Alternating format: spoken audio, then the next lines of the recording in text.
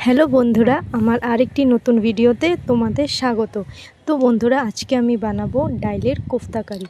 তো দেখো, তার জন্য আমি এখানে মুসুরি ডালকে আগে থেকে ভিজিয়ে পেস্ট করে রেখেছি।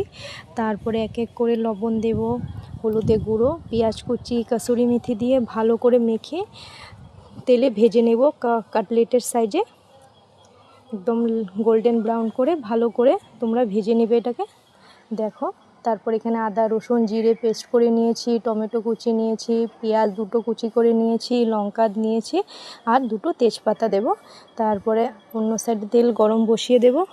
গরম হয়ে গেলে আমি বাটা মশলা দিব, কুচনো পেঁয়াজ, দুটো লঙ্কা, তেজপাতা দিয়ে ভালো করে ভেজে নেব।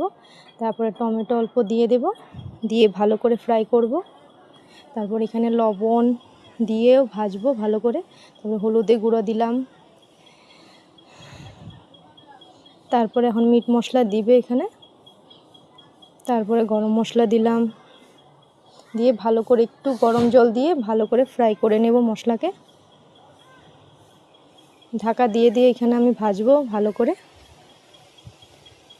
তারপরে দেখো, ডুমো ডুমো করে আলু কেটে নিয়েছি, এটাকে আমি হালকা করে ভেজে নেব। তারপরে মশলা এখানে কষাতে থাকবো। তারপরে কাসুরি মেথি, লঙ্কার গুঁড়ো দিয়ে ভালো করে আবার কষিয়ে নেব। তারপরে ভাজা আলুকে আমি এখানে দিয়ে দিলাম, দিয়ে ভালো করে আরও কষাবো। তারপরে হালকা হালকা জল দেব, দিয়ে ঢাকা দিয়ে দেবো অল্পক্ষণ।